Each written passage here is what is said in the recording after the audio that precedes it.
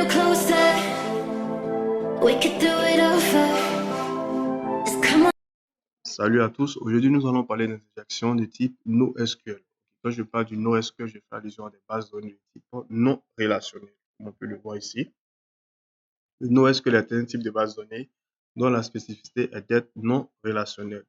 Ok, dans notre cas ici, nous allons utiliser MongoDB. MongoDB qui est un excellent SGBD de type NoSQL ou encore est un système de gestion de base de données orienté documents. Ok, donc bien avant d'injecter directement du code NoSQL dans une application vulnérable, je vais ici essayer plus ou moins de vulgariser un peu euh, le code NoSQL à travers MongoDB. Rapidement, je vais essayer d'expliquer quelques commandes Mongo qu'on va utiliser par la suite. Donc ici, imaginons qu'il essaie d'afficher les différentes bases de données sur database. Ok. J'ai créé une base de données, un labo juste pour les tests. Ok. Donc use labo. Si je veux voir les différentes tables ou encore les différentes collections, je fais show tables. Je vois qu'on a une table user. Je peux sélectionner user si je veux voir le contenu. Puis faire un point find rapidement. Voilà. Donc je vois le contenu de user. Maintenant, si par exemple je veux injecter du code euh, Mongo pour mener quelques opérations et autres et tout. Par exemple, on va créer une table et puis on va tester euh, une table ou encore une collection. Créer collection. D'accord, je vais créer une collection. Je vais l'appeler personnage. D'accord. Ok, cette collection DB personnage.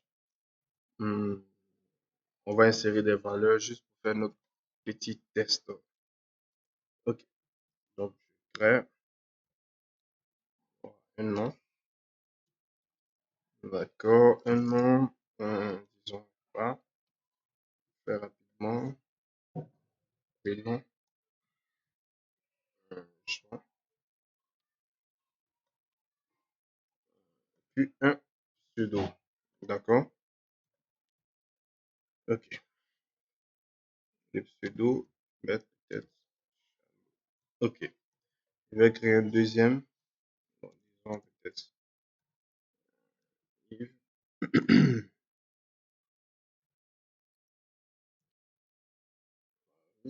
Peut-être celui-là, je vais pas lui donner de pseudo. Je laisse comme ça.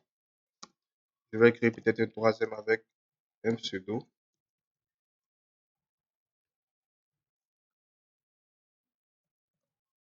Ajouter le nom ici. D'accord.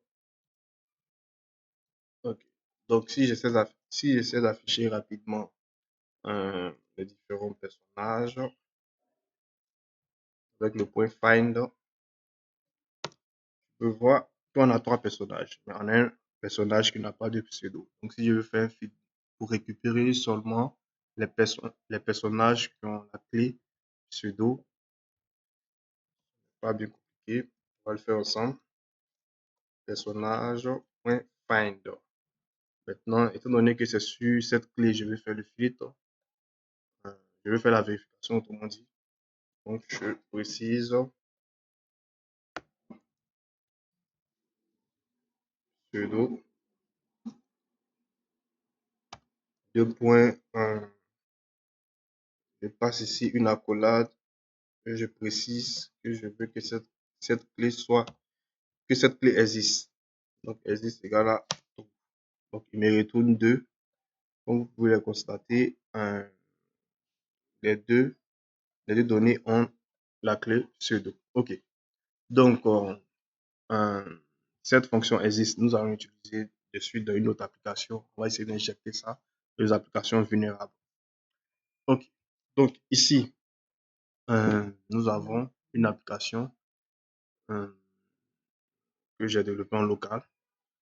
Et donc, nous allons tester rapidement comment est-ce qu'on peut injecter du code NoSQL à travers Mongo. Donc, n'importe quoi.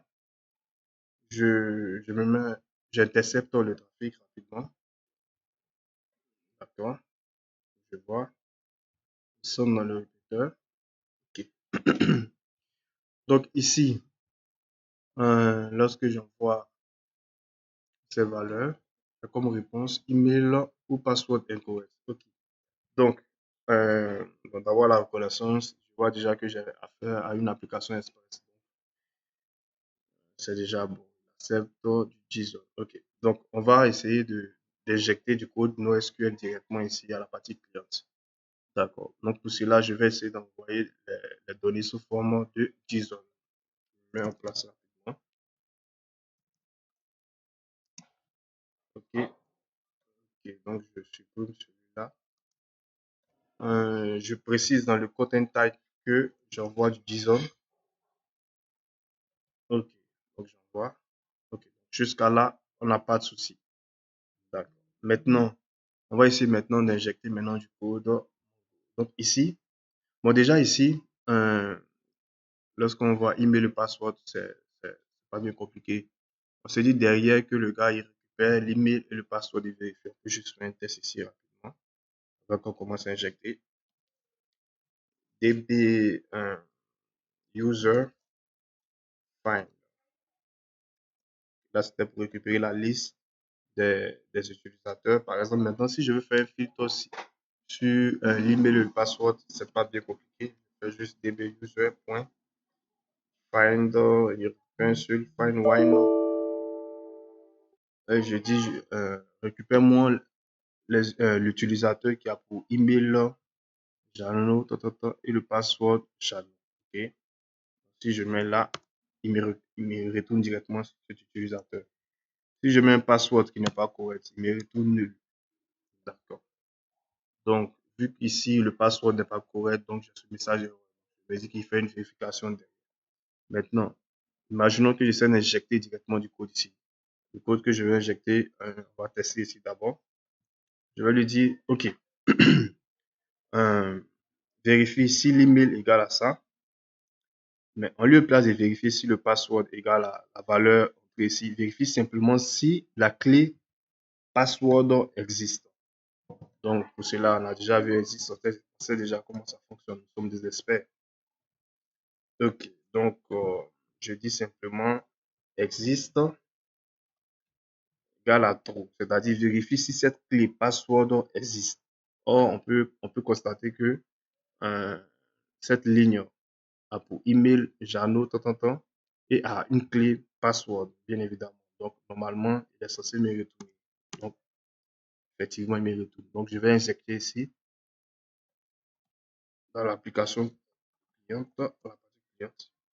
OK. Donc, j'injecte rapidement un instant, s'il vous plaît. Voilà. Je lui dis ici, existe dans la trou. Voilà. Donc là, nous avons aussi à bypasser l'authentification.